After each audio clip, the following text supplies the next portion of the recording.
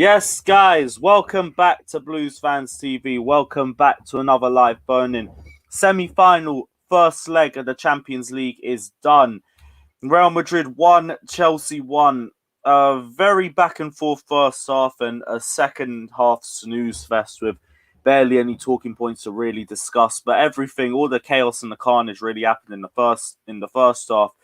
Plenty of missed chances. A lot of people are going to talk about Timo Werner. I've said personally that this guy never really cost us in a big match, and then he went and cost us in a big match. And here we are. It's been a jarring game for him, but at the very least, for a lot of other players, they had a solid performance. Defense was solid. Silva, Christensen, Rudiger all had amazing performances. Rudiger with the assist for Christian Pulisic's goal, which was also very beautiful to see him absolutely drop Thibaut Courtois on his arse. That's probably the only positive that we'll take out of this game. But Benzema gets the equaliser off a very well taken chest down and volley from a set piece, which, to be honest, Rudiger was left in two places. Either marks Benzema or Militao gets the header on because Pulisic is the one marking him. So it was going to be hard for him in either sense. But we take an away goal to Stamford Bridge. I feel like at the very least, that's all that we wanted. So we'll take that for what it is. But we will get you guys' thoughts. This isn't about my thoughts. It's about you guys' thoughts. Let's hear what you guys are saying down in the comment section below. If you guys do want to get involved and have your say too, don't forget to join the Patreon, which is down in the description below. Check it out and smash the like and subscribe button while you're down there too. And yeah, let's get our first guest on. Zion, what are you saying, bro? Cheers for having me on early, Lewis. Appreciate that, man. Yo, no worries, man. Talk to me. What's been your thoughts on the game today? Mate, it's just been a frustrating game, let's be real. I mean, the first half, we started off great. Absolutely, it was a perfect start. We got the goal, which I actually thought, you know what? We were like, I think, in my opinion, I was very surprised that Madrid went with a back three, to be honest. Because I think Zidane wanted to do what Tuchel did, but it didn't plan out for him, let's be real, because Marcelo isn't a wing back. The guy's got no legs. He ain't going to chase back. So, you know what? He played to our part in the first half, but I think near the second half when, you know, they were picking up pace, I think in my opinion, the rain really helped Madrid because the ball was moving around a lot quicker. I think at the start we had the control and everything. So I think as soon as the rain started hitting heavy, they started to go at it, and what a finish from Benzema. I feel like that's more just based on the goal though, because I don't want to be the guy to say the rain's the reason why we lost in everything. No. Like I said, the weather is, to be honest with you, if it's snow, rain, hail, you ain't going to blame the weather. I'm not blaming the weather. I'm just saying it's kind of, because you can see if you hear what it's a factor. Like if you think about it, like the ball started to move a lot quicker, is how they wanted it. So I think I was very happy with the first goal. You know, brilliant ball from Rudiger.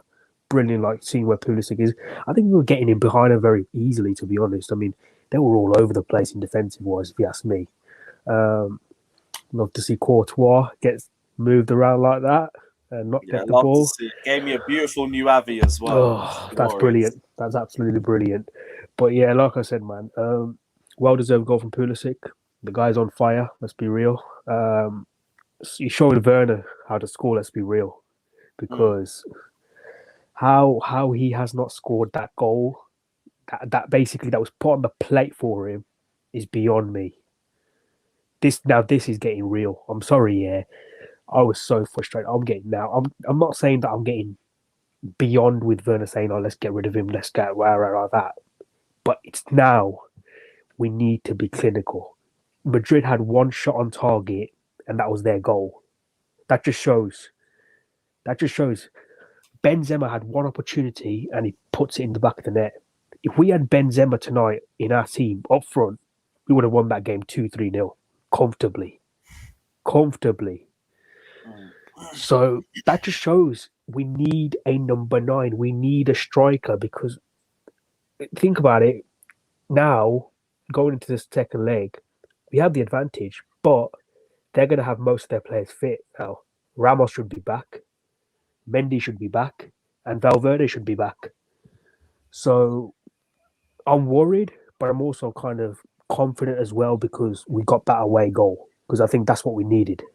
So, yeah, man, we got another game on the weekend, but I think that second leg is what everyone's going to be eyeing at, really. The Fulham game, really, in my opinion, is going to be just overshadowing all that kind of stuff. Yeah, but I also feel like that could be our own problem and that could be our downfall too.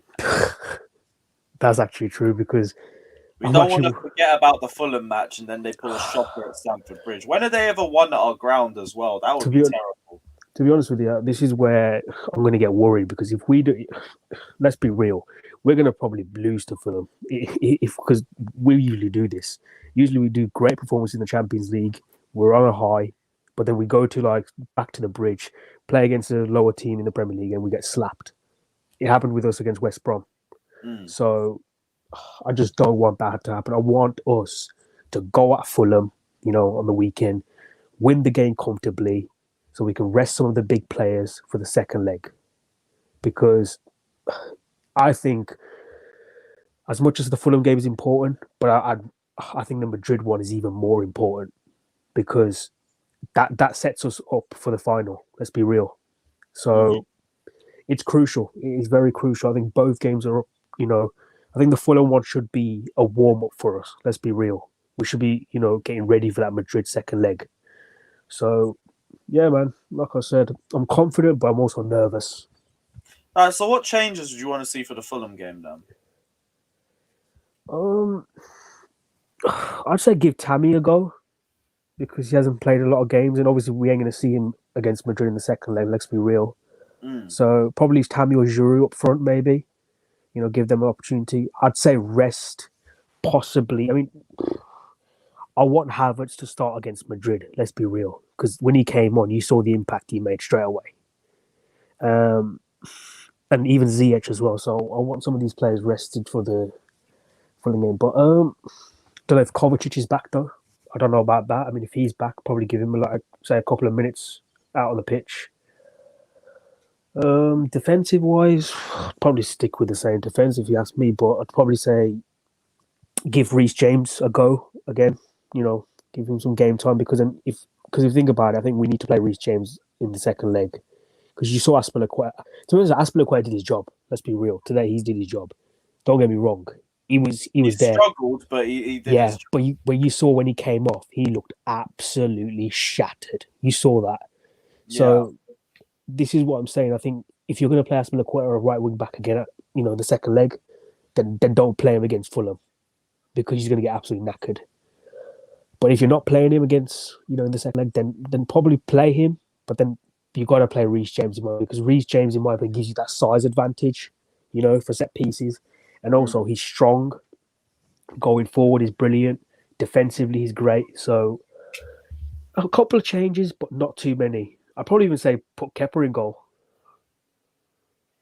Give Mendy a rest. It depends on how much ball possession we tend to have. If Kovacic is back, I'd back that because we'll hold a lot more possession end result. But yeah, Zion, any other final thoughts, bro? Yeah, one last one, mate. Just want to say, N'Golo Kante ran that midfield today. He absolutely ran that midfield today. Third, yeah, I agree with you. To be honest with you, Mount, Kante, Jorginho, they basically kept Casemiro, Kroos, and Modric in their pockets. I didn't see any movement from Kroos, Modric, or Casemiro. Because this is what you think. If you give these kind of players space, they will punish you. That's what Liverpool did. But we didn't give them that. So you saw how quiet they were. And but yeah, man, definitely happy with the result. I'll take the 1-1, but we should have finished this tie off in this first leg, let's be real. So yeah, man, up to the next game and looking forward to that one. And looking forward to the second leg as well, definitely. All right, Zion, thank you for jumping on, bro. You take care of yourself. Have a good night. You too, mate. You too, bro. Again, guys, I always say, if you don't want to get involved, Patreon is down in the description below. Click it, get involved, and come on and have your say. There's lots to talk about, both for the Real Madrid game and also for the potentials for the second game against Fulham coming up on Saturday, because I don't want us to underestimate that one either. That's how we easily drop into another L. But we'll get our next guest on. Yes, Joe, what are you telling me, man? We've been speaking a lot on the watch along. I know I could see your frustrations going on, especially with Timo Werner. So let's go straight into it. What was your thoughts on our attacking play today? Ooh, firstly, before I jump into that, I just got apologies for me saying that I was going to do the tier rating today. time got sort of away from us today, so we'll be doing that tomorrow. So look out for that. Apologies for me saying that otherwise, but yeah, we'll be doing that tomorrow. Attacking wise, yeah, it's got it just need it.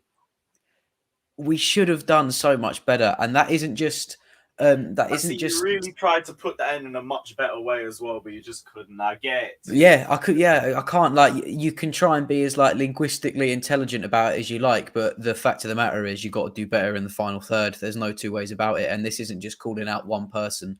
This is everyone in all areas of the final third. This is Ben Chilwell not putting good enough crosses in, and we all know, everyone knows that I don't say that lightly, because everyone knows what I think about Ben Chilwell. He didn't do well enough today. Aspie, he is a veteran for this club. He's an absolute hero. He's one of my favourite players. Also, he did not do very well going forward today. And I know people say, "Oh, that isn't Aspie's job. Isn't that type of player. If he isn't that type of player, do not play him at right wing back. Because if he's not that type of player, then why is he there? We play wing backs to have those final third crosses in. If he can't do it, he either sits on the bench or he's one of the three centre backs. Werner, look, I'm a Chelsea fan. I want our strikers to do well. I want us to be proud of our strikers, and I want us to give them time. How much time can you give someone that has chance after chance after chance? And like, all of us are getting frustrated by it, and we know what he can do. So why isn't he doing it? And yes, we can argue, or Kante or his balls in the final third weren't great. That was true. We weren't very clinical in the final third, which is why it remained a draw, and it shouldn't have done. But when the final third balls were getting to him, there's still no end product.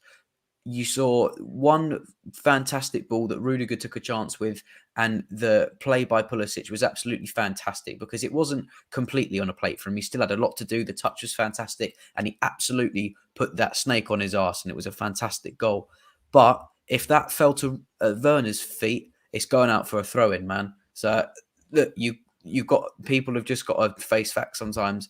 He needs to do better, or he shouldn't start in the second leg. And because we can slander Giroud or Tammy all we like, they've got that extra height on him. So the headers, when the balls are there, they're not going to go over their heads like they do with Werner. Wouldn't say Tammy's got a better touch than Werner, but Giroud's hold-up play is 50 times better.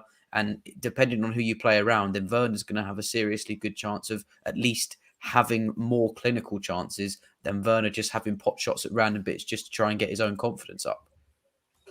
Yeah, I feel like what you just said is a very good signifying factor of what we saw in the final few minutes of the first half for some of those chances. Like the last one that we saw, the one where he was just coming outside and there was an option to cut back to Christian Pulisic. He just slammed it into the side netting.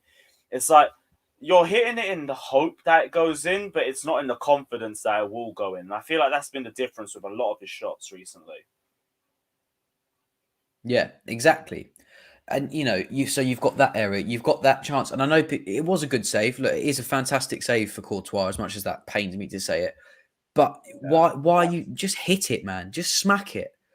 Like, if you're in that area, you should. If you're a prolific striker, you should know within 4 to 6 yards of the penalty area, you should know where the goal is and just hit it as hard as you possibly can.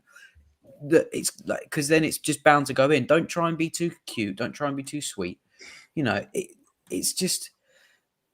And people, like, there are people saying, "Oh, it's like the formation doesn't suit him." Then why is he starting? If we play that formation and he doesn't suit it well enough, why make him the first striker?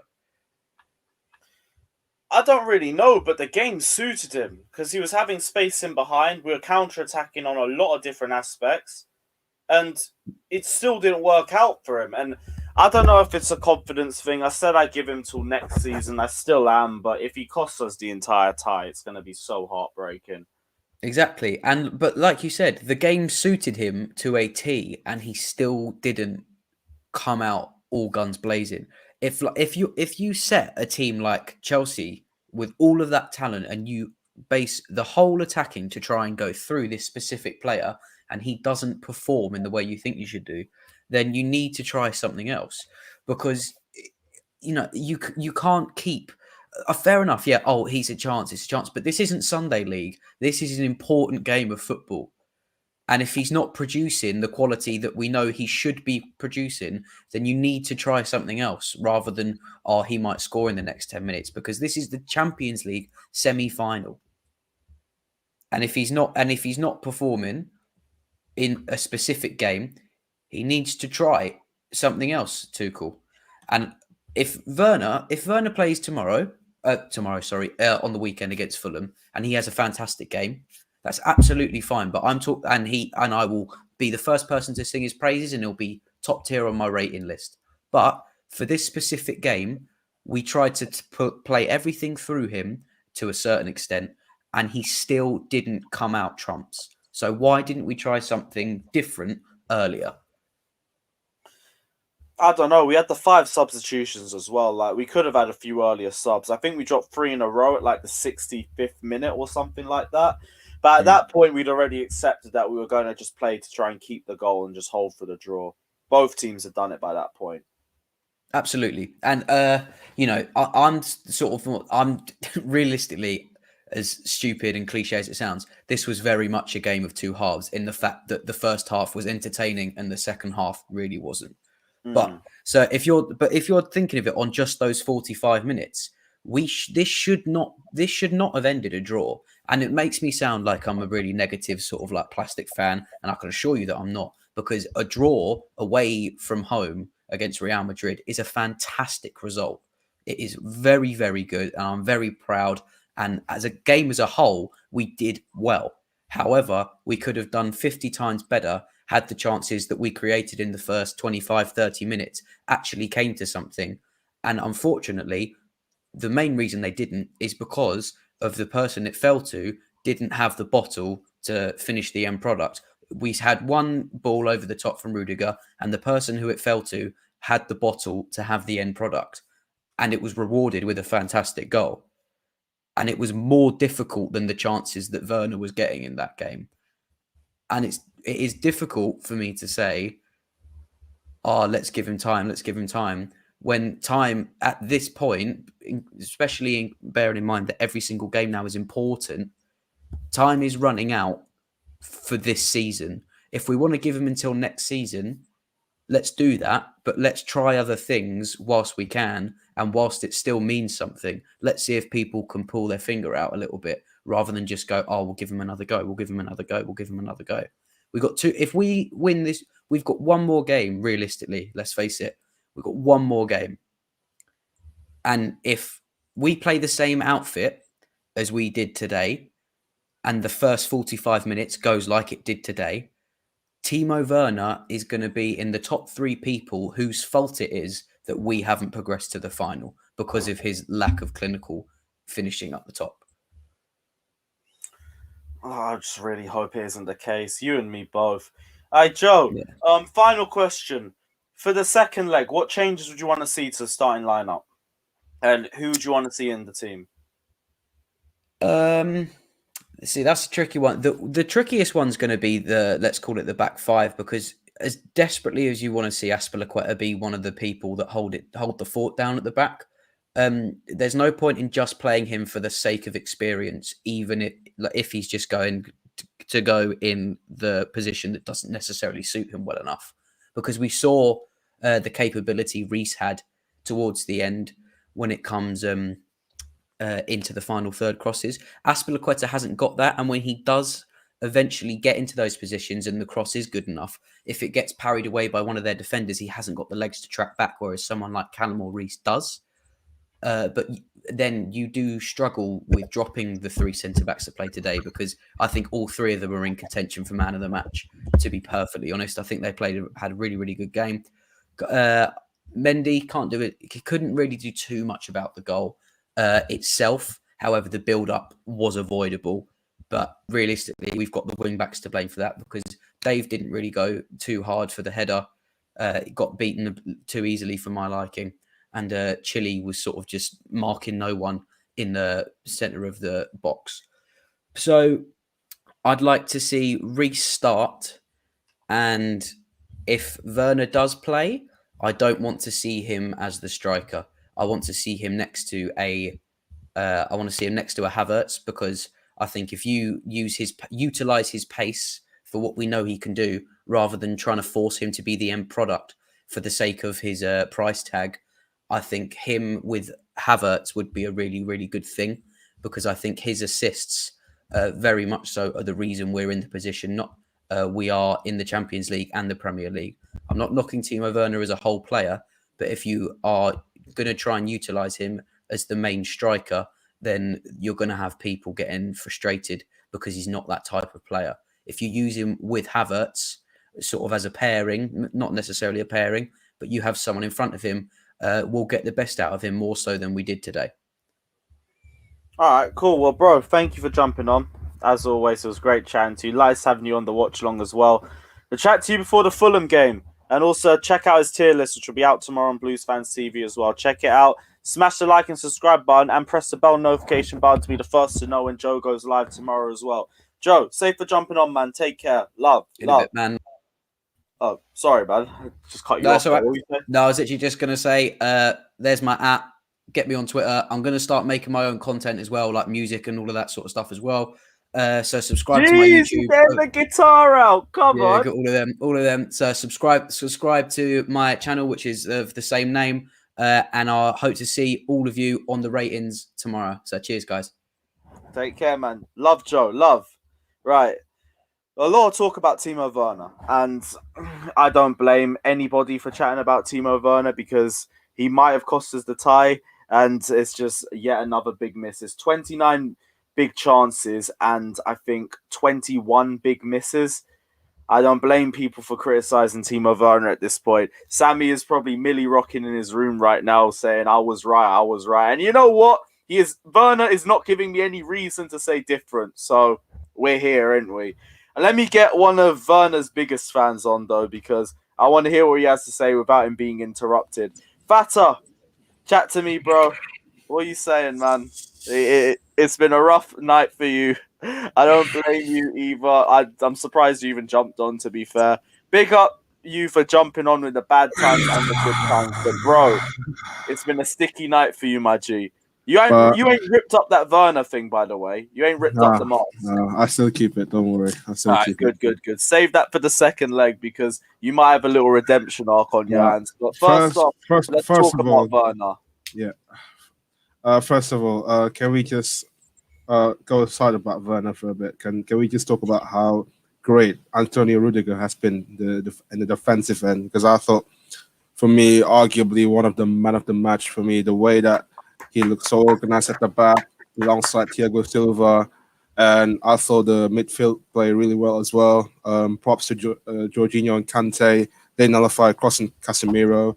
And Steph, if you're watching this, Jorginho, well done. Honestly, well done. And now, get to Werner's situation. I understand some of you guys, but first of all, hello, Timo Werner in the comment section. Have a good evening. But, you know, it is what it is. Look at that. Lick that up. Suck that up, people. Suck that up. But, yes, I understand from some of your criticized that he had a poor game. But that miss, I have to agree with some of you guys. It's not an excuse. I thought he was poor as well. But, here's a but. You cannot hold a player accountable for deciding the tie, especially when Pulisic literally scored 4 or 5 minutes later. If it was an open goal, then it's a blamable. I can understand that. But if you look at the performance as an objective, I thought the first half we looked all right. It was more to the fact that Real Madrid didn't have anything to do in that first half. Don't get me wrong. It feels like the real reason that Real could not break our lines was because we play a high press up in the field. None of those players are as good as Werner in passing that channels. I think in case of next week, he has to start, even if he makes big misses chances. Let's say, all right, if you want to be conservative, let's say if Tammy Havertz, Giroud up front for next week, one of them deserve a chance next week. Werner's not full. Yeah, you can say that, but you cannot judge it on one leg. Okay, like I understand with some of your frustration that we cannot. Our end product is poor, but don't you think it has been one of the story of the season? because I think, apart from the way that we're defending, I think the way that we're attacking has been the story of our season. The way we've been attacking. Yeah, In our what end product, I would say. sense? Our end product. I meant about the end product. I would say the end product and decision making, especially that Kante's ball. Yeah, go on, I Liz. feel like our team is the story of the season. We've been very solid defensively, but going forward, we just never take our chances. As a team, we aren't clinical. As individuals, we also aren't clinical. It's the same problem that we always see. But as long as we're solid, like that's all that matters, But if I'm being conservative about Timo Werner, which everyone wants me to, our second half performance, which I think it was so boring to watch. I think we created one chance for him, which he missed. But if you want to ask yourself a question, like why not create 3 more chances for him, and he will score 1 and he'll miss 2? Why not create chances for him? So, if you want me to be conservative, What are you saying? Why didn't we create chances for who? I mean, for Timo though, I mean, there were chances made for Timo. But don't you think that maybe, I don't know, man. I feel like you're right. I'm running out of excuse now about Timo, but the thing is, Bro, you're we right, have all been there. We have all been there with Werner. I don't blame you. honestly, I'm not going to sit here and say you have an agenda or nothing like that. No. But If hard. It's hard. If some of you, listen, like, if some of you think that if I, let's say for example, if I go in on one player, then it will be an agenda, and you say like, why don't you mention this player? Because I can't be us about it. I used to point the blame at one individual, but now what's the point? I might as well just try to defend the players that play for us and wait till the next transfer window. Simple as that. So wait, are you going to keep the same mentality with him for the rest of the season? Just I understand. Look, I understand the frustration, yeah, but I understand we running out of time of his patience. But do you know what? Yeah, it feels like only one game. It's only one game. You cannot judge him in both legs. It's only one game. If it's 2 legs, yeah. If he have another howler again in the 2 legs, then you can come at me here that this is the guy that cost us the final. But at the moment, we cannot judge him on one leg. That's my point. Okay. Well, we'll have to see what happens in the second leg. But if it's the same sort of as before, then he has. In terms of Tuchel game management, yeah, I don't blame him for that. For that substitution in that second half. We needed big time because we got a game on the weekend. Yes, against Fulham, but when was the last time we looked really well against bottom side teams? Probably a long time ago. And the last time we played Fulham, we still struggle. And the fact that we got 90 minutes to play Fulham on Saturday, and we've been, it's been a story of our season that we're struggling against the bottom side of the team that played the bus. It feels like Tuchel has to rotate at some point. I will not be surprised if Werner to be dropped on the bench. I will not be surprised about that. But do I want to see him start? Yes, I would. But you want to see Werner start the second leg? No. Let me get you in the point. Like, I don't mind at all as long as I trust Tuchel in the selection. I don't mind at all both ways. Like, if he drops Werner, fine, I'll take it at the end of the day. If he starts Werner, don't blame me if he starts. But at the end of the day, it's Tuchel's decision. What's your preferred front 3 for the second leg? We'll end it on that. What is our objective for that second leg? Honestly, are we trying to keep it clean? No. What's your preferred front 3? That's all I want to know. Oh my god, man! You put me in the hard situation in that second leg. I can't lie. It's a bit headache though. Probably like I can't lie. If I'm being honest, yeah. If I'm being honest with myself, which I can't honestly. He has to start. Look, in the other day, he has to start. Fatter. Just say the 3 players, yeah. please. All right, he has to start. I've put Werner. I put Pulisic. I put Ziyech up front. That's my honest opinion. So no Mount. Yeah, no Mount. because Johnny's not here. Because Johnny's not here, I will put I feel like that was more sacrilegious than even saying Werner starts. Aye, faster. Oh God, I have a hard night, people. I have a hard night. I know, man. I've been here before with Christensen. It gets hard sometimes. I back Timo Werner the same way you want to back Timo Werner. It's a bit hard sometimes. It gets like that. All right, people, have a hard night, okay? Please, fucking hell. You're getting ripped in the comment section. Oh. Yeah, Allah! Oh my gosh. Aye, Fata. Hold the fort now, because if Werner gets the winner in the second leg, you're coming here on smoke and you're going for everybody. But it's a bit of a howler for you. Fata, I'll leave you for the rest of the night. I need a good night. Go for another pack of ciggies or something. Yeah. It's been a rough but I'll see you before the Fulham preview, but yeah. Take care. Also, Sammy doesn't rate this still, so personally, I wouldn't have it. Oh, I'll see you, boys. Happy take care, bro. Fata, love. Again, guys, we will allow any and all opinions on here. So if you guys want to get involved, smash the like and subscribe button. Join the Patreon in the description below as well. Let's get our next guest on. Prasanna, chat to me, man. What's your thoughts been on the game today? I mean, I'm disappointed that honestly, before the game started, if you said 1-1, I would have taken it because we have the away goal.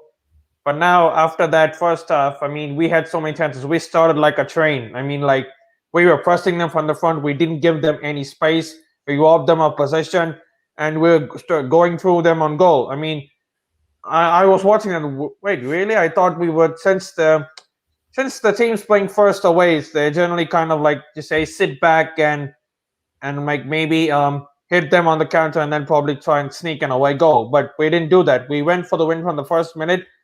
And the first half was probably the best half I've seen us play under Tuchel.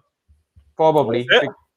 I mean, and because the way we were playing, we were pressing us, but the way we played through their press from the likes of Azpilicueta, Kante, Jorginho. I mean, they were all superb today. And I cannot fault the performance today. I mean, first half it was brilliant. Second half it was like a snooze fest. Both teams are canceling each other out. And yeah, man, I don't want to get on Werner's case. Yes, he did miss, but I still think I think it's more lack of confidence, to be honest. I mean, I was speaking to a friend earlier. I mean, he's also a Chelsea fan. I mean, we've been good mates, and he wanted actually Drew to start today over Werner. And okay, maybe I was kind of iffy on that, but yeah, man, Pulisic running the snake, leaving him on his arse, things you love to see.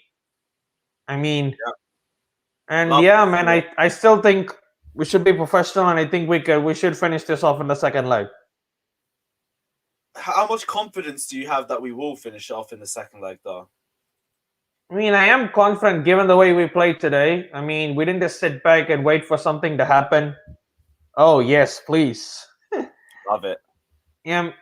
Where was I? Oh, yeah. We didn't sit back and wait for something to happen. We were on the front foot and we were attacking from the first minute. But the problem is it do we stick or twist because we have the away goal? And I'm not sure what Tuchel thinks about that. I think we'll probably look to score because if Real Madrid say they score first, our away goal's being cancelled, and say if they score second as well, it counts as double. So I think we should probably look to score first and kill off the game there, because I think defensively we were solid today. And apart from that one superb goal from Benzema, I don't think we are hardly troubled in defense today.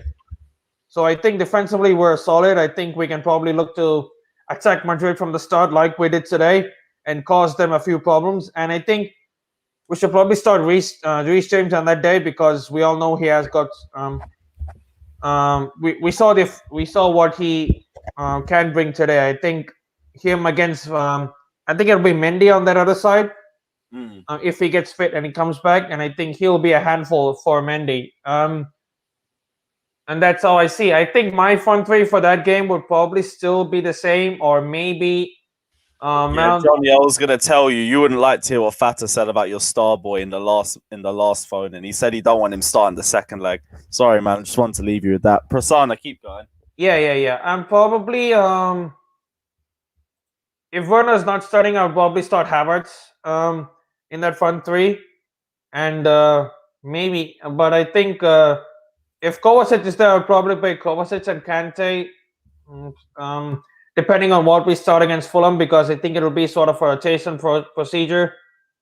And yeah, man, looking forward to the second leg. But first, we have to beat Fulham, get that out of the way, and then Madrid, because after that we still have You said that too, because not enough people are talking about the Fulham game, and we're just overshadowing that.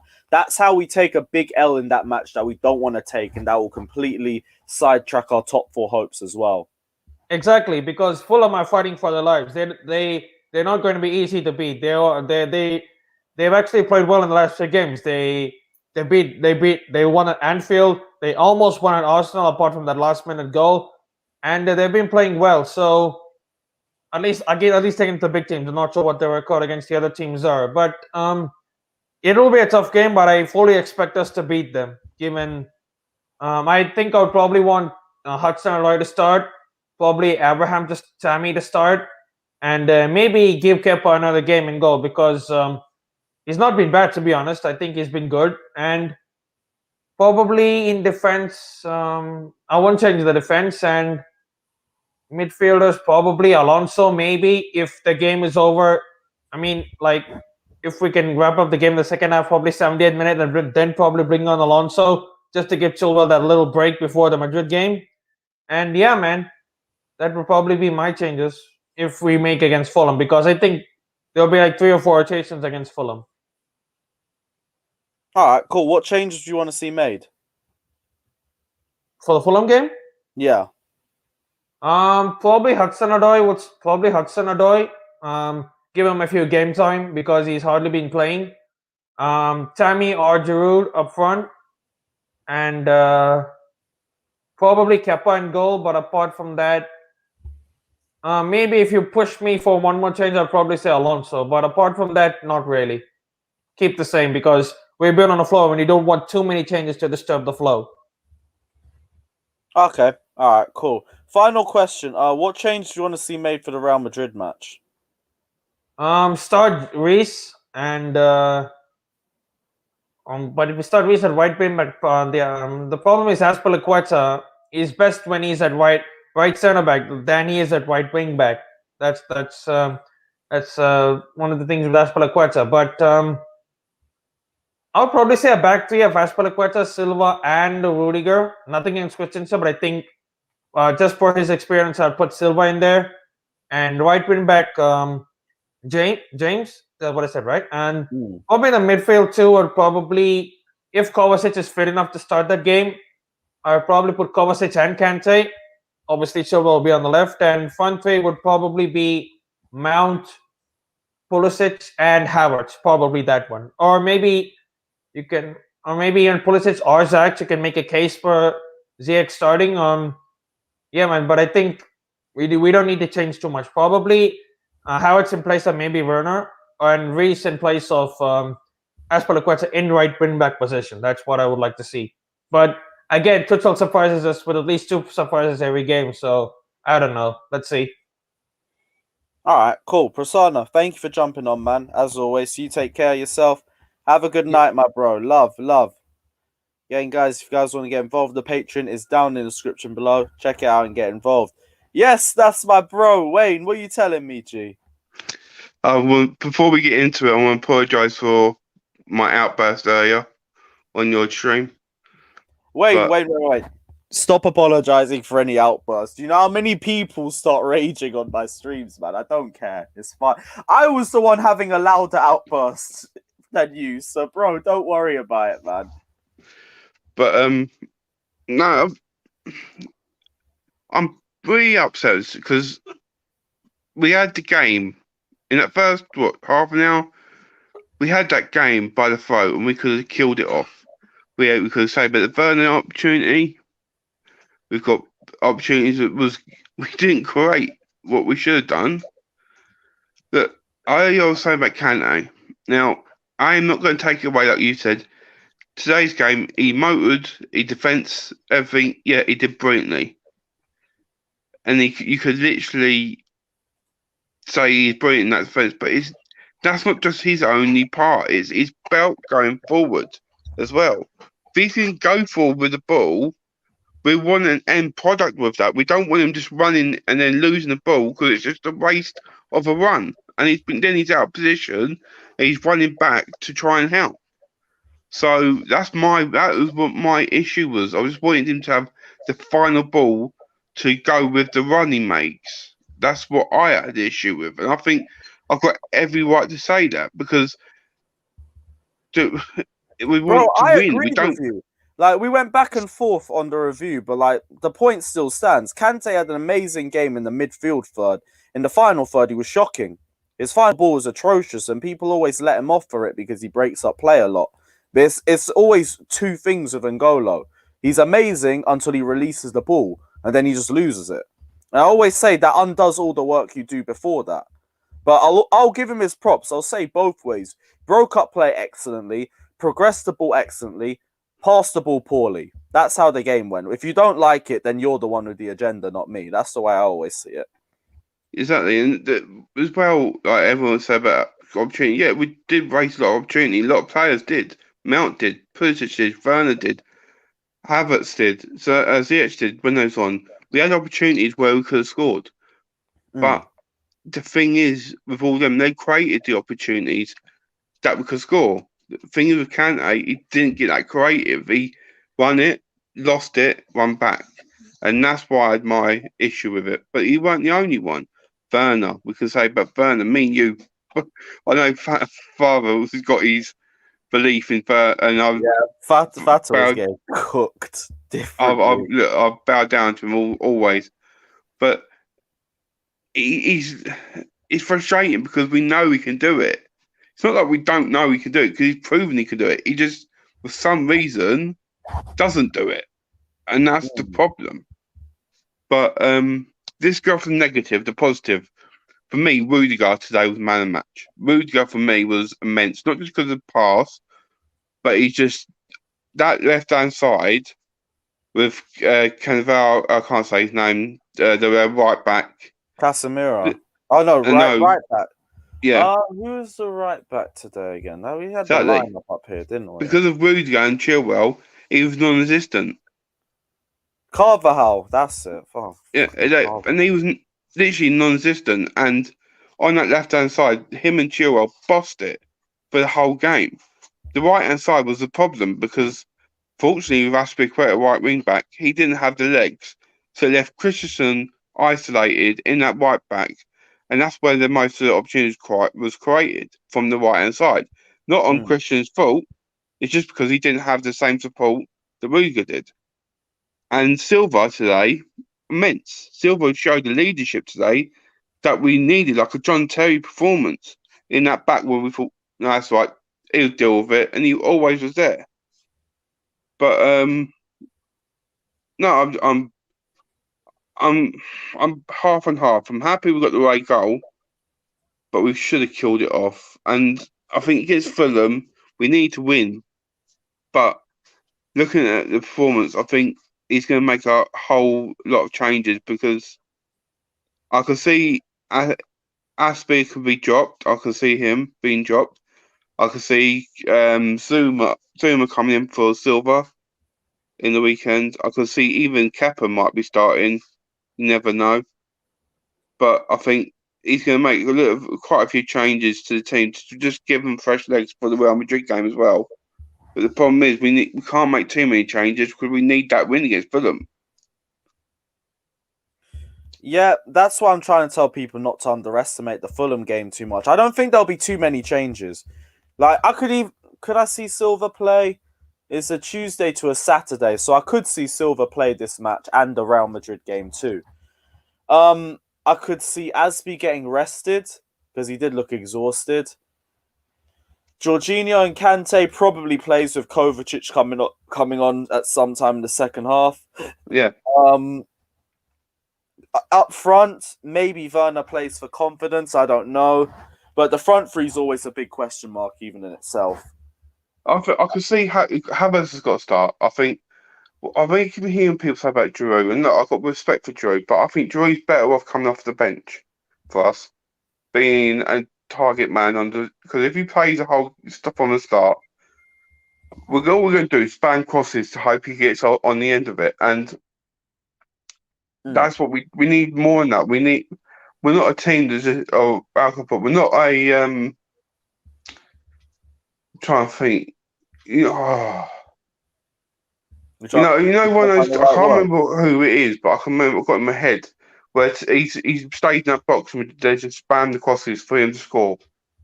I can't remember who it is, but say that again. When I think it was, I'm not going to say Leverkusen, Munich, but I mean a team like a main striker in that box all the time, and they're just crossing into him all the time. I don't want that for Chelsea. That's not where we are. We're a team that create chances, one behind, and the trickery. So to me, Drew's not a starter. He's off the bench. So I could see maybe Tammy might start, but I think Havertz should start. I don't think Werner will start. I think he'll rest Werner because I think he scored last game, but this game, I think he'll rest him and then maybe play him against Real Madrid. I'm not sure, but and day, I'm not. The thing is with me, I'm very like you. I'm laid back, and whatever Tuchel does, I believe in Tuchel because I know he's going to pick the team what he feels will do the job on the day. Yeah. But what frustrates me is at the moment is the end product. We are so abysmal at the moment. We could be doing so much better than we are.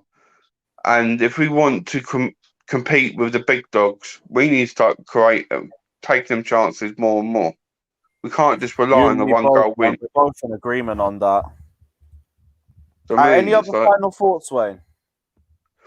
Yeah, I've got one big final thought.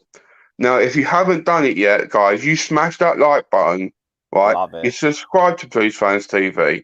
You join the Patreon. You support this channel. This channel gives you content every day. It gives you content for every game. And you should do it because they do work hard.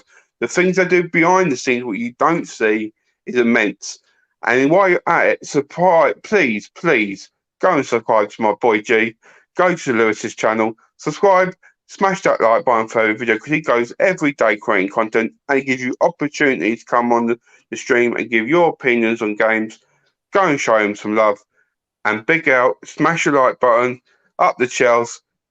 Have a good evening.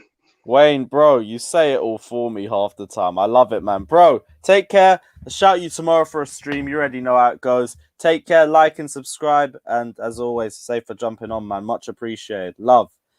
Yes, guys, let us know all your thoughts. Patreon is down in the description below. Just like Wayne said, if you guys want to get involved, we'll have your say, have your thoughts. Who should we get next? Go on, bro. Tyrese, what are you telling me, man? What's your thoughts been on the game today? I'm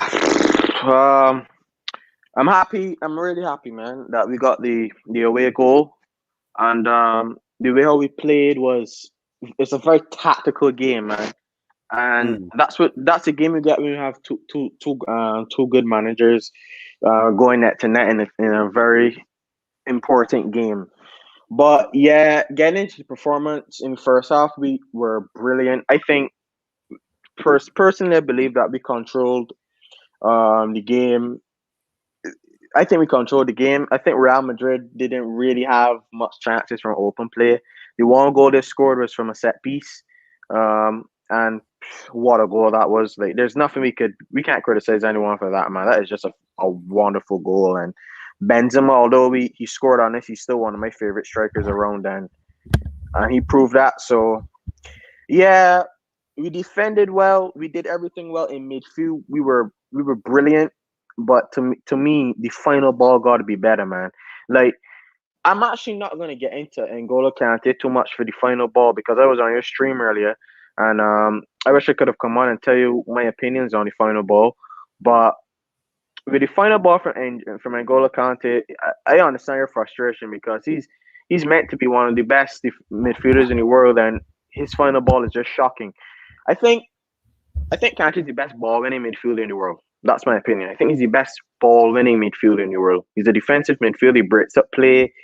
His ball retention is really great, but his passing has never been Cesc Fabregas or like Michael Ballack-esque. It's always been subpar. It's been okay, and he's never given us that final ball. And that's if he had that, I think he would be the best midfielder in the world, man, because he just does everything. But in the midfield with the final ball, I think Jorginho got to be doing better, man.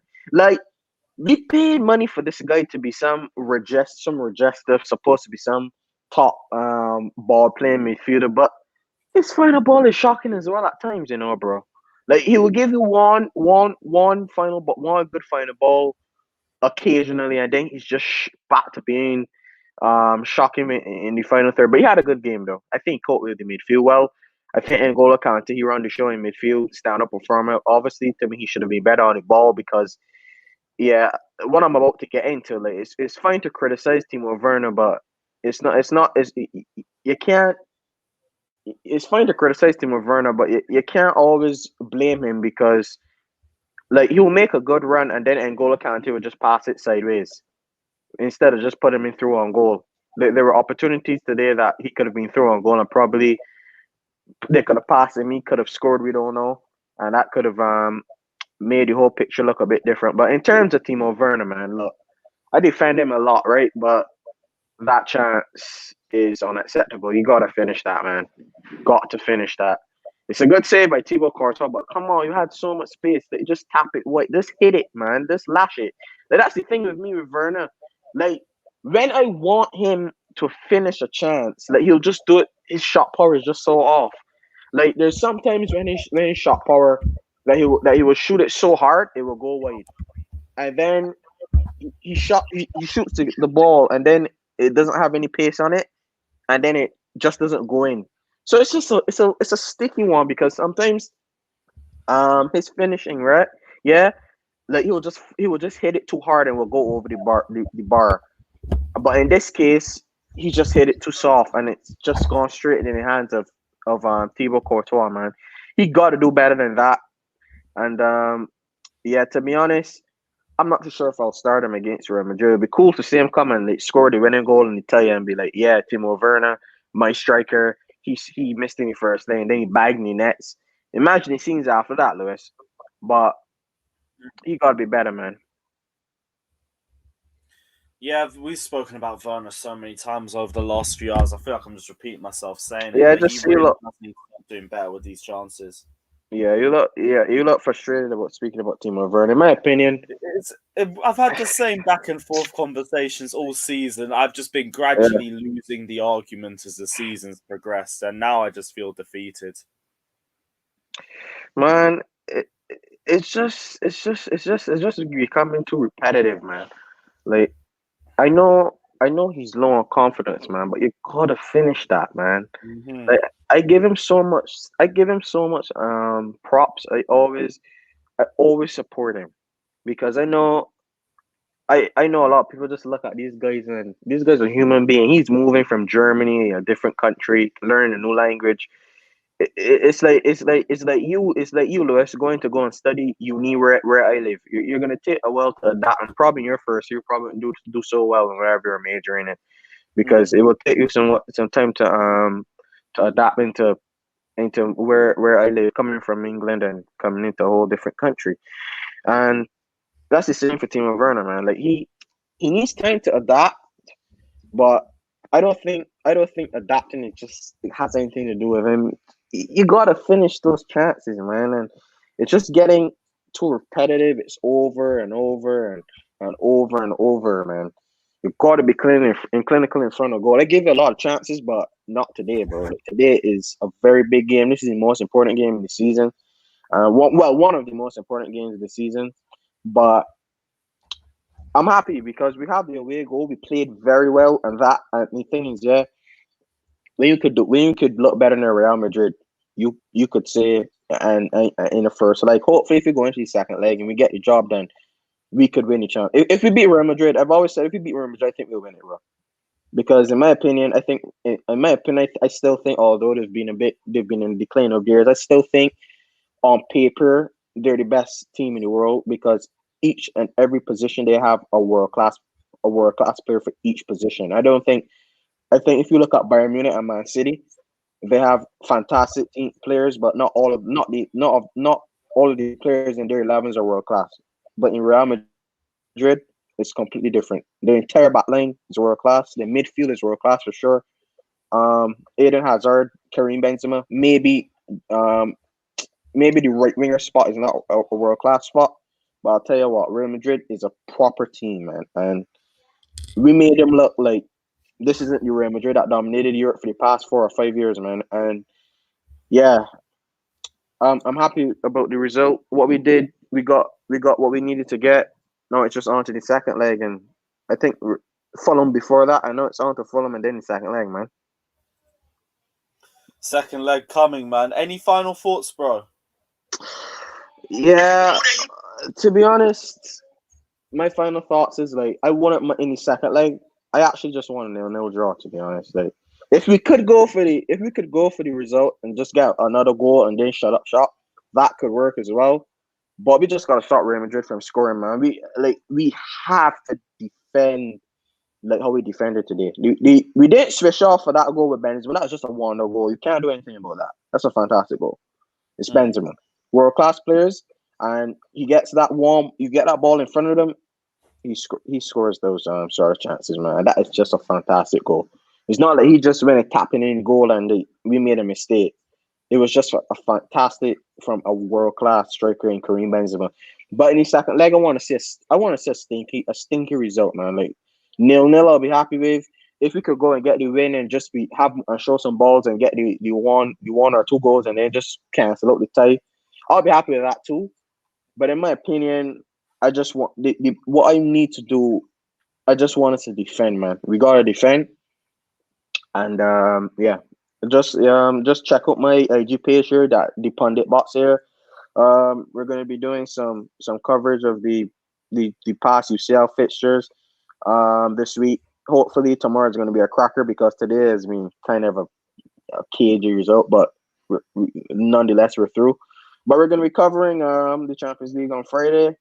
And I know it's probably going to be too late for you guys at night, but it's going to be 2 in the morning for you guys, but 9 p.m. Eastern time. So, yeah, big up everyone on Blues Fans TV. Big up Lewis again. It's all love. And, yeah, I think we're doing a group call, yeah? If we have numbers, and we don't look like we have numbers, so okay. We literally have 2 people left in the waiting room, and that's it. All right, bro. Yeah, it's all love, man. Maybe the Fulham game, because I understood for this game because there's barely anyone even on here. Said we do a group call, but we need, if people come back, we'll back it. But I need a few more numbers in here first. Yeah, bro, Fulham. We'll see you there, man. If not, we'll definitely back it for Fulham anyway. It'll be an earlier phone in, so we'll have more people on it. If you guys are still here and you want to hop back on, and we'll do it. Like, I'm not going anywhere in it. But yeah. Tyrese, thanks for being on anyway. You take care of yourself, my guy. Love. Yeah, big up yourself, bro. Yeah. Big up yourself. Right, we will get our next guest on. If you guys want to do the group call, hop back in. Like, we will run this, but we ain't got the numbers right now. So if it stays this way, we'll start out for Fulham. Big up Rajib in the comment section, bro. What are you saying, bro? No, much, man. What about yourself? You good? Yeah, we all good. What are you saying, man? No, much. I'm just a bit disappointed, really, with the result. Not the best result, unfortunately. Yeah, it's a mix of emotions. Like, people are happy that we've left with the away goal. People are fuming because they know we could have left with more. I feel like you're more on the latter side of that.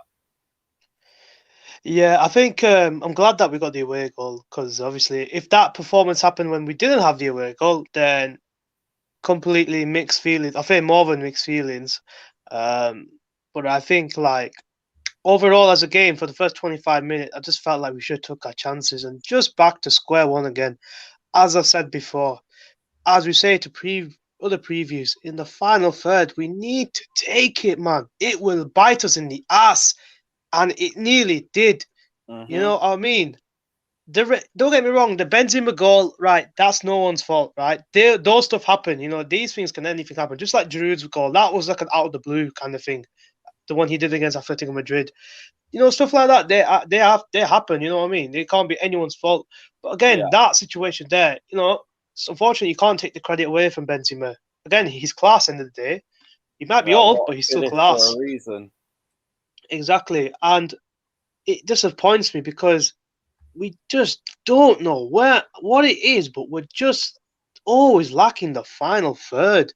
Honestly, it feels like to me, any team we play against, we can be in the back foot, right? But when it comes to the goal when needed, we'll just be like, oh, I don't know what to do here. It's just that cutting instinct where we just fuck up on. Honestly, it's really frustrating. That it really bothered me watching all that 90 minutes. But I won't say all of them were disappointing. Like obviously, they all played well. Defense played well, I thought, as well. The defense obviously was solid-ish, but obviously it had this little sloppy moments. But I think Kante, obviously, I understand by listening to the call by Kante, giving away in the final third.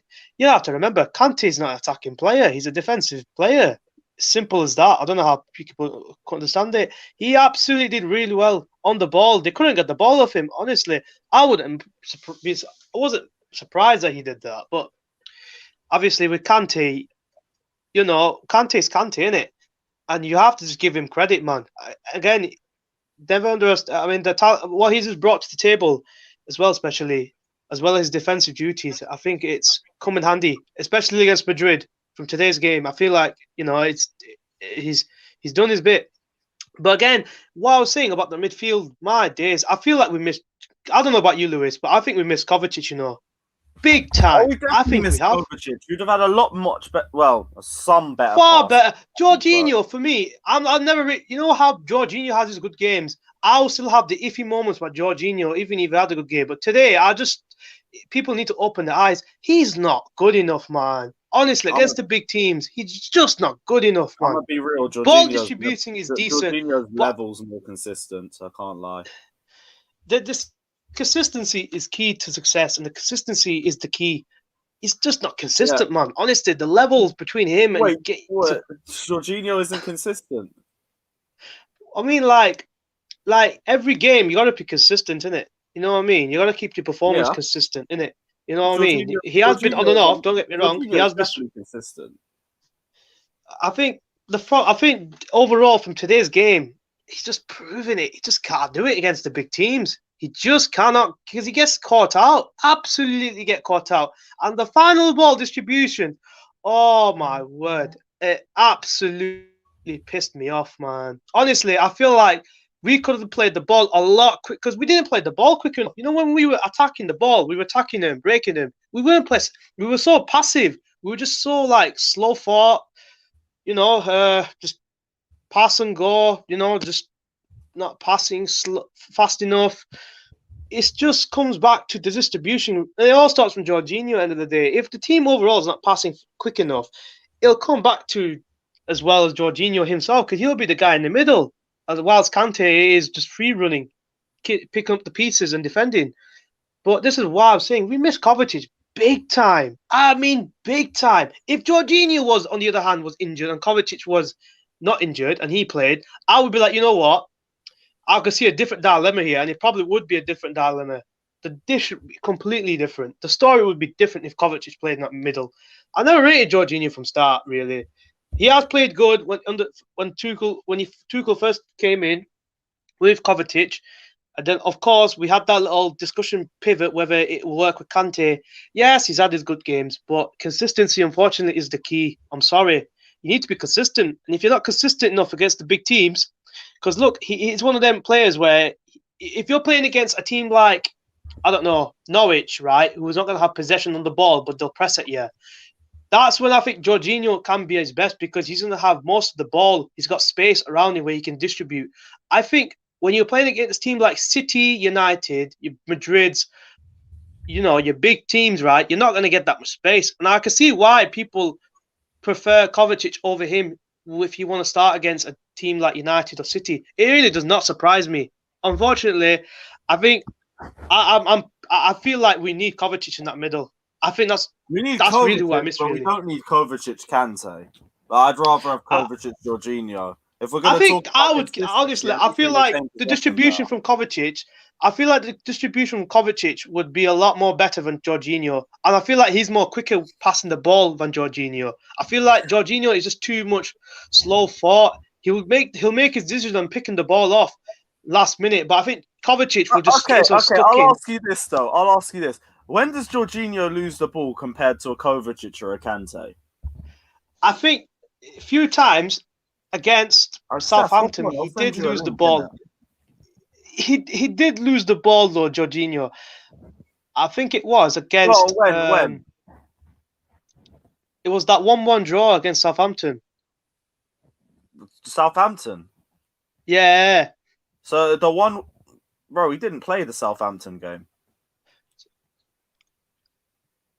Oh, this is a howler. It is a howler. Oh no, man! He didn't pick the one game. But yeah, I think honestly, I just miss Kovacic in that middle. But as well as that, I think Werner needs to take them chances, man. I think you know that. Yeah, you know how we were saying. We can agree on that at least. That's still come with agreement. Oh my God, he needs to take him, man. That's one. Yeah, Lewis, Bro, you got me that big time. Pace, in it, and I'm gonna just leave it there. Yeah, honestly, man, bro, he needs to. Honestly, legit though, he needs to take them chances, Werner. Honestly, man, it just comes back to having that complete number 9, innit? That complete striker. I don't know. You know what? I was following Eunice in his preview, and he said, right, I think we need to play a system where it doesn't involve a striker. And that's just because we don't have anyone to give the ball to. Because if we give it to Werner, he'll just miss. If we give it to Abraham, he'll just be a twig and just get knocked off. If we just give it to Havertz, he'll just play it to somebody else. You know, they've got to play that false. Honestly, it feels like we should play a false 9 at this rate. To be honest, I feel like Havertz is our best option. My only problem with Kai Havertz is that he doesn't really hit the ball with enough power. He always tries to place it, and if he had a bit more power behind his shot, yeah, I think he's just a bit more. He's just that clever little finisher, really, isn't it? I think that's the thing with Havertz. He's got that little flair to him when he plays as a false 9. Yeah, I wanted him to start this game. I was saying I would have gone for Pulisic or Hudson-Odoi, Kai Havertz in the middle, and Mason Mount on the left. Yeah, I was thinking a similar one actually. Obviously, playing Callum on the right wing back role rather than Dave, but I think coming to the game against Fulham, we can't take this team very, very lightly. We have to, end of the day, right? There's a chance, Lewis. We can all come to an agreement here. There's a chance we won't get top 4 this year, and I think that's just me being a bit honest and ruthless. I don't think we're going to get top 4 personally. I think like the pressure that West Ham are putting in with less than 5 games to go, and Leicester, because honestly, they're just going to keep winning games. They're just going to keep adding pressure. Tottenham, I'm not that bothered. I don't think I'm worried about Tottenham. Liverpool, they can have the howlers. Points for me now. I don't care about Liverpool too much unless I'm not bothered about Liverpool. But right now, we are just the one thing that bothers me is we're so worried about West Ham. Don't get me wrong, he's building something special, but we shouldn't be worried about West Ham. I'm not worried about West Ham. We beat them. We got a 3-point gap on them. Yeah, they're going to keep coming back. They are going to keep coming back and getting results. Until we lose a game, it don't mean anything. Yeah, of course, definitely. But we can't afford to lose a game, which is why we can't take it very lightly. And we need to. I think Tuchel. I get it. But you look at a game at a time. We have Fulham first. As long as we don't focus too much in the Real Madrid game, that should be a W. What's his name? Manchester City. That's going to be hard because they win the league if they beat us. So we have to be. Yeah, I think. If we hold the L on that, we hold the L. Arsenal, if we lose them 3 games in a row, we don't deserve top 4. So it is what it is. Leicester City, of course, top 3 fight in itself, and then there's Aston Villa. They're hard games, but they're the teams we're meant to be competing with, so we should be able to beat them anyway. That's the way I see it. Yeah, of course, obviously, the next 10 games will be very, very testing for us. But I think the only way we will get top 4, as well as West Ham dropping points, is actually Leicester dropping points. And honestly, Leicester just not going to lose games. I was watching that game against, who did they face? I think they faced, who did they face, man, yesterday? I swear Leicester are in a bad run, aren't they? Nah, they've got back, man. No, that run was 2-1. They won 2-1 yesterday against. Oh, it was Palace. It was Palace. Oh yeah, my god! 3 in a row. This is what I'm saying. They need to start losing games, Palace. Otherwise, they're gonna probably end up getting top 4, being in the top 3 at this rate, and we're gonna probably be the ones being maybe 5th. All I'm gonna tell you, All I'm gonna tell you is you're worrying too much on other teams. Just as long as we do our job, that's all that matters. The ball's in our court now. We have the 3-point gap. We win our games, we are fine. I don't care what West Ham do. I don't care what Spurs do. I don't care what Liverpool do, because they can't mathematically catch up to us right now until we lose a game. I think Don't obviously lose. Tottenham and Liverpool mathematically can't. West Ham, they can add pressure to us, but they need to do their bit. But they They can't need to do their bit at the mathematically go table, above innit? us either. They haven't got enough goal difference. So that has Unless come they down win to their next Leicester. game 10-0. And obviously, it comes down. Obviously, that comes down to Leicester, innit? But obviously, Leicester don't have that many hard games. That's the only issue. Leicester, they've only got like a piece of cake games. Nah, they Burnley, ain't got Brighton. Burnley are safe are from the bottom half, so I don't think they're going to be that asked. Brighton is an interesting one. So again, it's like Brighton going to be putting so much at them because they're going to need to stay up, aren't they? So it's an interesting one. I think to selection though, I think Dave will likely need to rest. You know what? I wouldn't mind starting Callum though. Callum on the left, Callum on the right wing back. Left, I would put Alonso. Rest Chilwell. Middle, you probably know what my middle's going to be. Start Kovacic and Kante. Front three, I would probably start maybe Mount, Ziyech, and Havertz. I wouldn't. No. You know what? I'll say Mount, Ziyech, Giroud. All right, Fez. Rajiv, thank you for jumping on, bro. Take care. We'll shout you for the Fulham game. Love, man. Yeah, man. No Yeah, worries. bro. G. See you in a bit, man. Take care, bro. Again, guys, if you don't want to get involved, Patreon is down in the description below. Get involved and have your say. Yes, Tony. Always great to see you, man. Shame we can't be talking after a W as always, but there's two different ways we can look at this performance. We've taken an away goal back to Stamford Bridge. That's very important. That was our number one aim coming out of this game. But I still feel like we could have got more. And I think that says levels about how much we've improved this season under Thomas Tuchel. But it also speaks by the standards and also speaks by a lot of really bad misses in that first half. What was your thoughts on the game, bro? Well, it's a great result. 1-1 is a good result.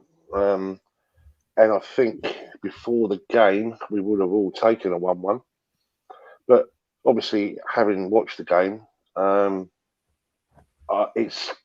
disappointed. And that's purely and simply on the basis, especially that first half. And I just hope that those misses, we don't really know how important they're going to be. But obviously, after next Wednesday, we'll know for sure, won't we?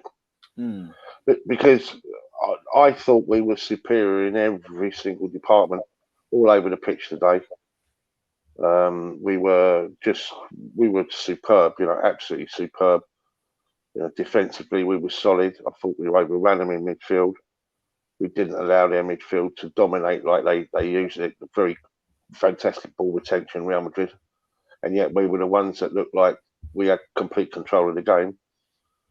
And there was so many. It was just that final third when it was that final move. Couple of occasions, I mean, I thought the man of the match was N'Golo Kante, but I'm going to dig him out on 2 occasions where he, because of his superlative way in which he grabbed the ball and he was driving the team forward. And there was that final little move, wasn't it? Where he was just trying to play someone in, and it was either too long or too wide. And if it had been the perfect ball, I think it would have been on goal. But obviously, I think everyone's concentrating on Timo Werner and that miss. And but the thing with Werner though is it's not just about his assist. I just think his overall team performance is excellent.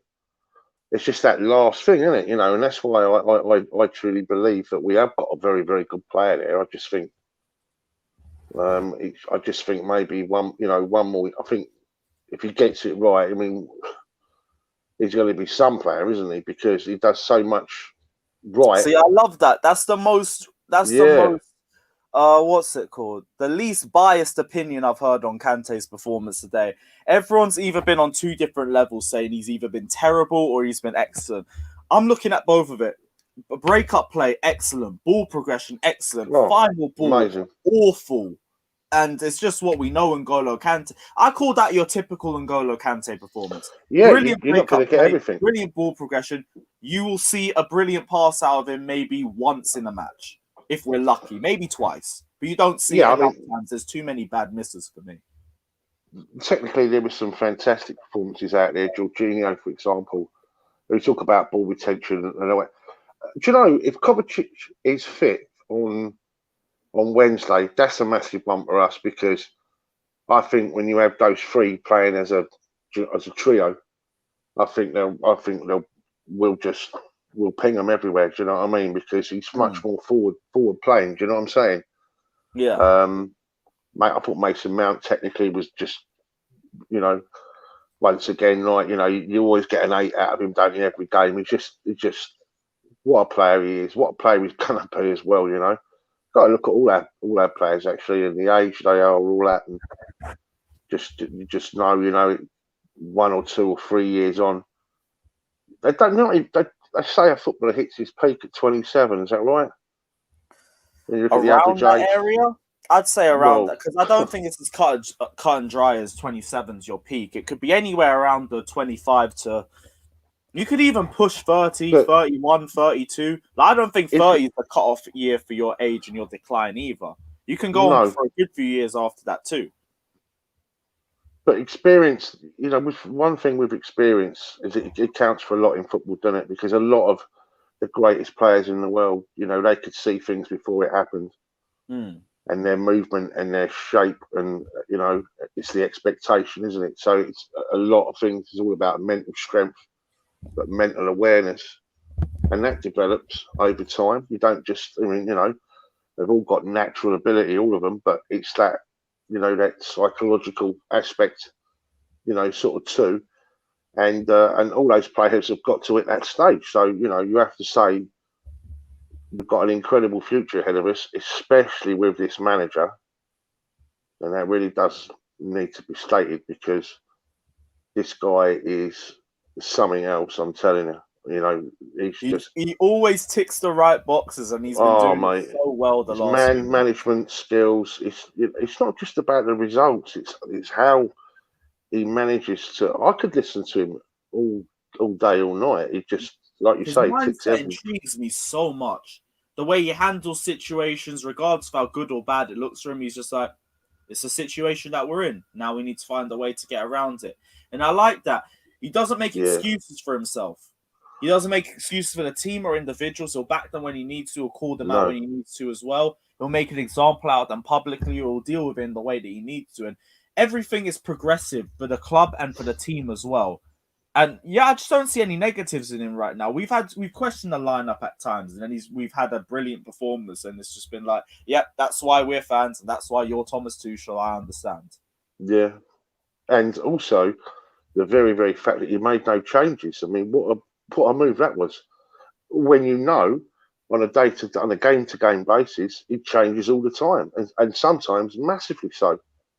But he's stuck with the same players that played away at West Ham, and I think Real Madrid, was shocked by that today, absolutely shocked. I don't think they'll face a more physical side, and we've done a lot of things that Liverpool didn't that first leg. And the only thing we've got to do it all again.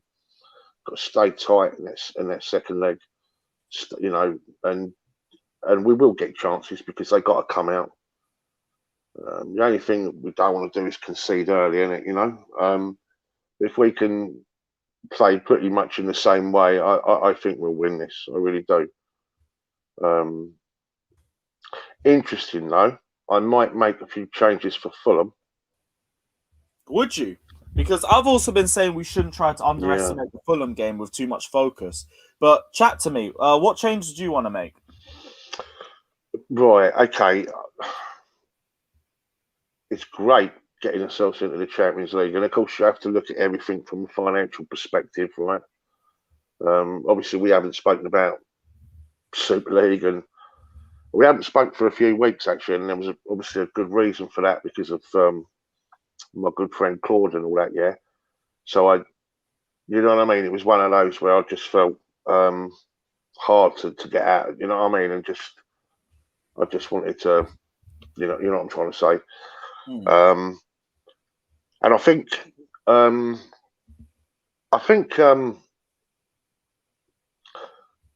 we've got more of a chance of winning the Champions League right now, I think, than finishing top 4.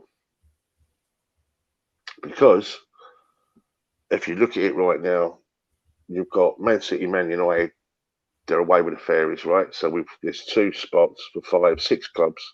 Yeah. And Leicester have won again. Now, we've got to stay with Leicester over the next 3 games. Leicester's last 3 games are difficult. They've got Manchester United, I think it's Manchester United, Chelsea, and Tottenham. I think that's their last 3 games. Difficult games, yeah?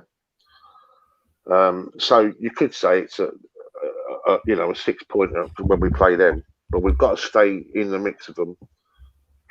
But we go to Man City after our second leg against Real Madrid. That's not an easy game. We have got a great squad though, so we can, and we have to also appreciate that they're going to be really hard pushed, especially if the game's, poised like our one after the first leg. So they so I guess it's the same for them, but they've got a fantastic squad too. We know that. So it's not going to be easy, let's be honest. And we've got quite a tough run in. We have got, as I say, Leicester and Arsenal. Even though it's Arsenal, we also know that Arsenal could be bottom of the league. And they'll always give us a game. It's Arsenal, isn't it? You know what I mean? Yeah, they're always capable of doing something. Yeah, if it's they the are. referee or them just Honestly, turning up because it's ours, there's always something. Over the years, I was looking at that, and I was thinking, actually, the differential between Chelsea and Arsenal's football clubs, who's the biggest and all that sort of stuff, you could definitely make a case for us now, you know what I mean? But of course, they always throw the trophies one back in.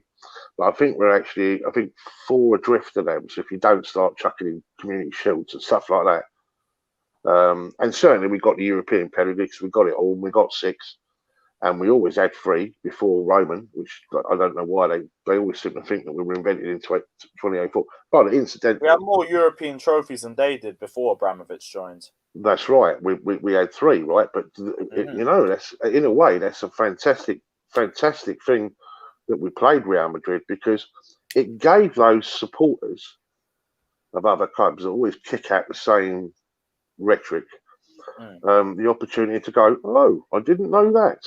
Because people, I've heard it. I mean, I actually wrote a very long, was it 90 minutes of that?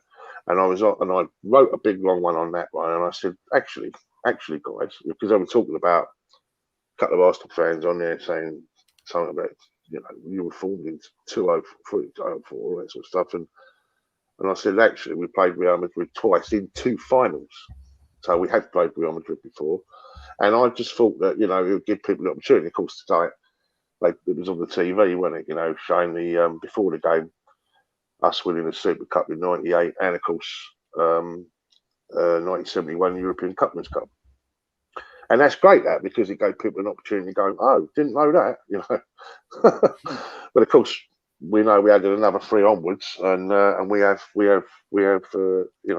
European trophies. But yeah, no, I would I'd possibly look at that and maybe rest. I know what you're saying. Fulham are fighting, and there's no easy game in the Premier League and all of that one. But I think our key players, the ones that are definitely 100% assured to play against Real Madrid, I'd possibly rest those. Because you know what, right? It's all very well getting into next year's Champions League, right? But right now, we are 90 minutes away, right, from reaching another final. And we all know how difficult that is. Yeah, you can be the greatest European side, in history, and it is, unless you're Real Madrid, I guess, or Bayern Munich, to actually get to a final, we're in a great position, because we all know if we get to a final, it's just 90 minutes of football. It's totally in the lap of the gods. One game of football, anything can happen. As we know in 2012, it was against all odds, wasn't it? So, excuse me. I think the emphasis should be on this. I really, really do. We've also got an FA Cup final. You know, that's on the to play. 15th as well. That's before the season finishes. It's actually the date when we're supposed to be playing Leicester City. Leicester anyway. Yeah, so Leicester game's being moved because of Leicester. So that's strange, you know. The way Yeah, I'm things work just surprised it's not after the Premier League season finishes, but that's probably got something to do with the Euros, I'm guessing. Yeah, it has. But it's still not right, is it? No, it's not right regardless, because No. it's just making more of a fixture pile up, but here we are in it. But look at that performance against Manchester City, yeah? We talk about that, you know, obviously I weren't on and all that, but I mean, what an incredible performance that was. And then you get the other side, which was that performance against Brighton, which was totally and utterly inept. Yeah, but I feel like at least with the Brighton game, we had like everything with the Super League that comes into effect. Yeah. Yeah, but anyway, Tony, any other final thoughts, bro? No, I just think it was a thoroughly, just a great, all-round great performance, great team performance tonight. I was really proud of those players, and you know, I just hope and pray that those misses or those opportunities, yeah, because that's the thing about, you know, you don't get a lot of opportunities, but we created a lot against Real Madrid. We made them look pretty ordinary at times. It doesn't come back to bite us, you know. Hopefully, I hope not, but I think we're more than capable now. You know, it's quite incredible when you think about it, isn't it? We're now 90 minutes of football away from another Champions League final. It is a bit scary because it's so close, and if we get knocked out, yeah. So don't you think? You look at that Fulham game and you think, do you know what? What's more important? You know. Right now, I look at it right. It's too much of a risk. I'd take it a game at a time. We top have to four. What do you win? You don't win. You don't win nothing. Top four. All right. You get what happens if you get out of top four and then you get knocked out by Madrid? You've lost on both forms. Or we lose the final. We still lost on both fronts. For me, get top four sorted first, because the Champions League final, that's 2 games, but still we can take top four right now and solidify that and get the Champions League on top. We should be able to do both. Yeah, I was looking at West Ham's fixtures, and everyone goes on about how easy. By the way, that commentary for the West Ham game, I've never heard anything like it in all my life. You know the West Ham? A minute of it. It's unbelievable, isn't it? I didn't hear a minute of it. That we're on mute for the watch-alongs, so it sounds like it was better for me anyway that I missed it. Well, you were good. It was on mute, mate.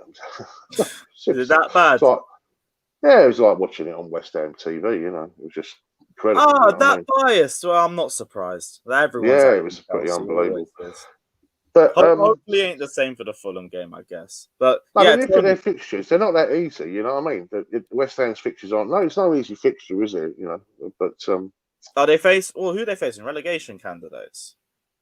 Yeah, everyone's saying their running's great. It was the way that the emphasis was.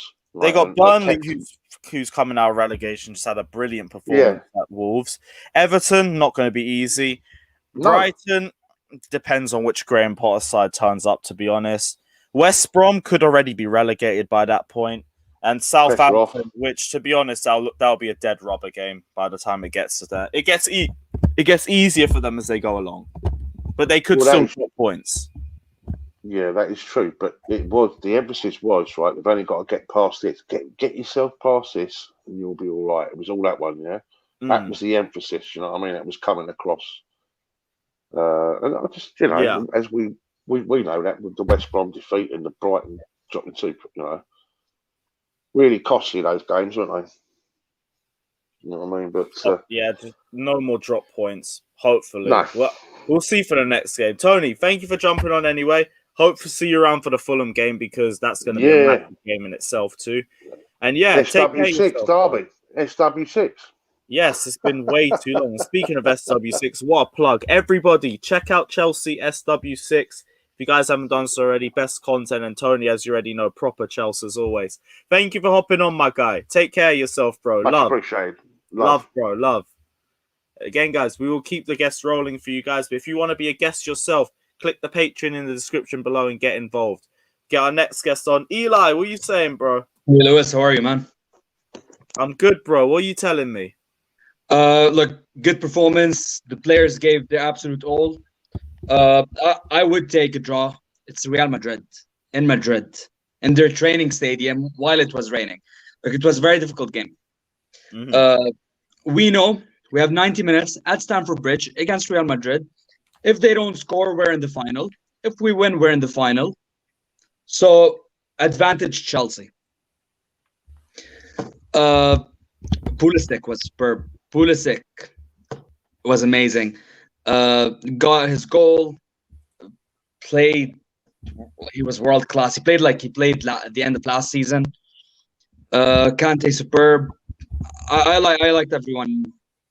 I liked everyone's performance, except Timo Werner. Lewis, Timo Werner, man, is killing me.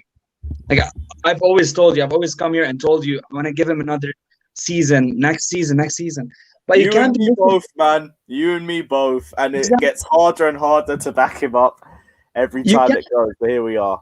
You can't be missing chances like this in a Champions League semi-final. Look, next Fulham, right? Yep. So we gotta win. I would rotate. Like, I do think we have so much more quality than Fulham that our kind of B teams should be able to get a win. So you want my predicted lineup against Fulham? Yeah, go for it. Let me know your thoughts. Kappa and goal, just for rotation. Zuma, Christensen, Rudiger. Midfield, is Kovacic going to be 100% fit for the Fulham game? We're trying to push him for the Madrid game, so I don't even know, to be honest. That's a problem. Billy Gilmore. I want to see Billy start. Next to, if Kovacic is 100%, if not, maybe Kante. Right wing back, Callum. Left wing back, Marcus Alonso. Front three, Havertz, Ziyech, Tammy Abraham. Tammy Abraham? Sorry, you caught me late with that. What? Look, I want to see him start a game. He hasn't started since the Barnsley game, if I'm correct. Bro. Each game is way too important for me to risk now. I can't do it. Lewis, Tammy's still a good player. Need to have him, he is a good player, but I need to have him come off the bench and have an impact first. And then I'm not starting him outright. Bro, we had him on for 5 minutes against West Ham and he still missed a chance from 2 yards. I don't know. Tammy. Like, I'm trying.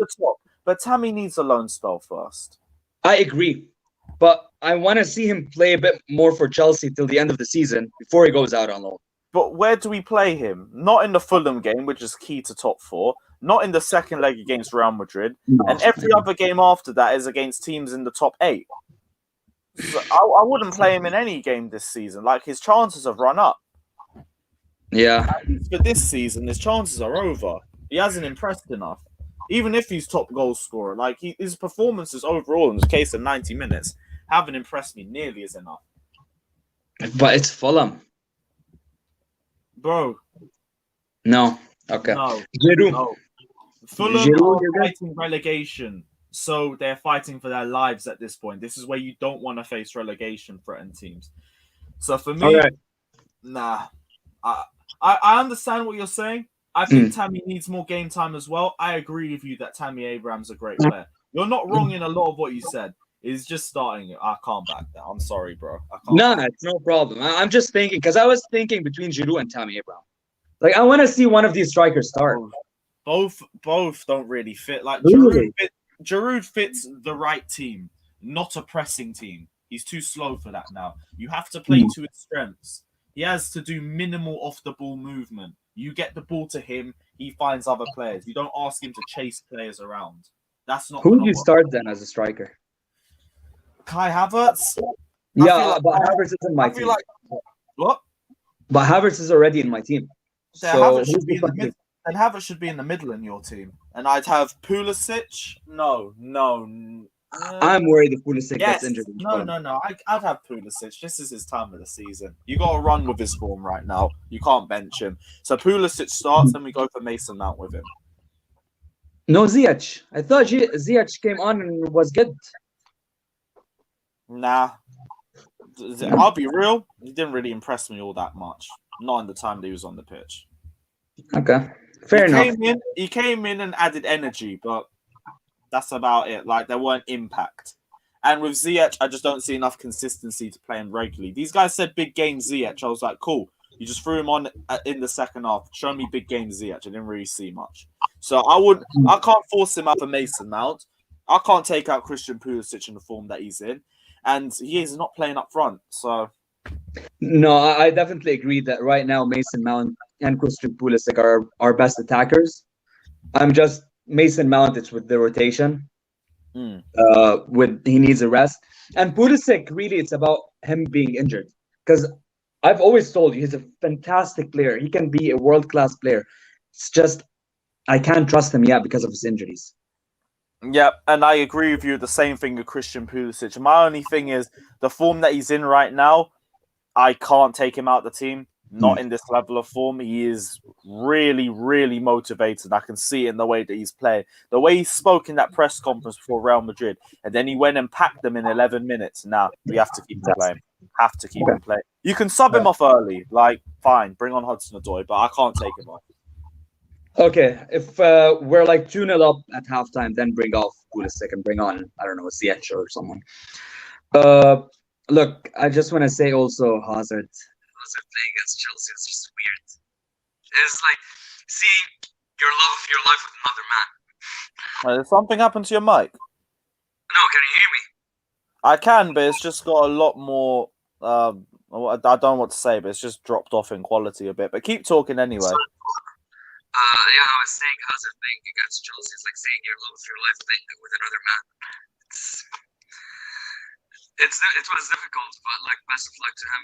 And let's beat Fulham. Let's get into the Champions League final. And man, we're very lucky that we have to go. Like if you told me in January when we had Frank, we were 9th and we were very scared of facing Atletico Madrid. If you told me that's what's gonna happen, I would have laughed at you. I would have told you like, what drugs are you on? But that's what's happening. There we go. Mike's gone back to normal. Love to hear it. Sorry about that. I don't know. I don't know what it was, but it's what it is. No worries. Look, like I said, we're very lucky to have Tuchel. Yeah. Any other final thoughts, bro? That's it. Are you guys gonna do a group chat? Bro, we got like one person left here. Like, we don't even have enough numbers for a group, let alone a group call. We'll try for the next one, but yeah, you guys do it against Fulham. What is it? 2 a.m. in the UK? Nah, nearly 1 a.m. Like, we started these later on, but no one was about. I expected it because there was not really much to talk about. It's a dead 1-0 game. But we'll do it for Fulham. We'll definitely do it for the second leg because we'll either be celebrating or it's going to be big depression season. Please, we'll see. We'll see what people are saying. Eli, thank you for jumping on, man. You take care of yourself. Love, my bro. Love. Take care, bro. All right, we will get the final guest on. Yes, Nippon. What are you saying, man? I'm doing great. I wasn't confident going into the game. I don't blame you. It was Real Madrid, bro. I was like, they're gonna eat us alive for breakfast. But Rudiger had the Brazilian Iwobi in his pockets. You call him the Brazilian Iwobi? Oh my gosh! I'll be real. That's the funniest thing you said on here. Still, I'm being relentless today, man. Go for it. Be relentless, man. Yeah. Hope the penitentiary's keeping him warm. Yeah, no, Rudiger's got him all locked up nicely. Don't worry, bro. Yeah. So, yeah, I just don't want us to overthink the Fulham game and then we end up with egg on our faces because you know what we're like against bottom half team. We get complacent and we capitulate. Yep, as always. As always. And I don't want any of that. I want some rotation, but I don't want it to be heavily rotated. That Scott Parker just morphs into The West London Guardiola. West London Guardiola, you know. Hopefully not, man. What lineup would you want to see for the Fulham game, bro? Honestly, I'd start Werner for the Fulham game because I don't want him starting for the Real Madrid game. Okay, fair enough. Who do you want to see next to him then? Yeah, that's what I'm saying about Werner. He works best in a strike partnership. Like when he was at Leipzig, he always had that what's his name? The Danish, Yusuf Poulsen as his strike. He works best in a strike partnership. So if we get, I think that's how we make the most out of Timo. I said Timo Werner works best in a strike partnership. Yes, and we've been trying that this season, but Tammy Abraham just hasn't got enough all-round ability, and Giroud's just aging, doesn't fit Tuchel ball. We need a proper centre forward next to him. But I feel like I'm just running out of excuses for Werner in general at this point. Yeah, me too. I'm still giving him till the end of the season before I do the jury. And yeah, maybe the start of next season. Otherwise, I'm tapping out on him as well. A lot of people are getting close to it. And then, we start. Yeah, I just want to start Timo for the Fulham game, just so that we can rest Giroud for the Real Madrid game because he's the one that always steps up when it matters the most. Fair enough. What's your thoughts on Champions League hopes then? I think if we get our odds right, we can get to the final, and who knows what can happen in the final. Who knows? Any other thoughts, bro? We just can't overthink the Fulham game, and I just hope Giroud starts in the second leg, and I just hope Giroud starts in the second leg. Fair enough, man. Nippon, anything else you want to add?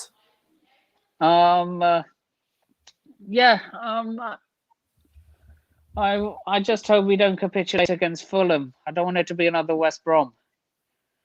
And if we do capitulate against Fulham, I hope we win that Real Madrid game because it's clear if we capitulate against Fulham, he was prioritizing the Real Madrid game. Let's not get it twisted. I want to win both games, but I want to make the Real Madrid win worthwhile. So yeah, I just hope we don't overthink Fulham, and I hope we get the job done against Real Madrid. All right, cool. Nippon, as always, thanks for hopping on, man. We'll chat to you for the next game. You take care of yourself, See you in the next game, man. See you, bro. Love. But guys, it's been the end of yet another phone-in. Just as entertaining as the match was, I hope. Big up everyone who's been locked in. Smash the like and subscribe button to Blues Fans TV if you guys haven't done so already. And yeah, we'll be back tomorrow for Joe's tier list, ranking the best players and the worst players from Real Madrid 1, Chelsea 1. So check it out. Check him out on his Twitter as well. Blues Bro Joe, literally just a name. And we'll be back tomorrow. Take care. Like and subscribe to Blues Fans TV. We out, boys.